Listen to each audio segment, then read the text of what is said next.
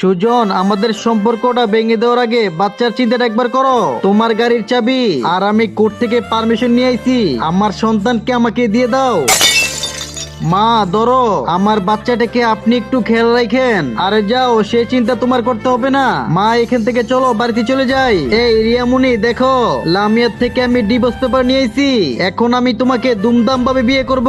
চলো বিয়েটা করে ফেলি কিছুদিন পর। এই রিয়ামুনি, তুমি কোথায় যাও? আমি কোথায় যাই সেই কৈফিয়ত কি তোমাকে দিব নাকি? এই সুজন, তোর ছেলের কান্না থামাতে পারতাছি না। আরে মা, এখন আমি কি করব?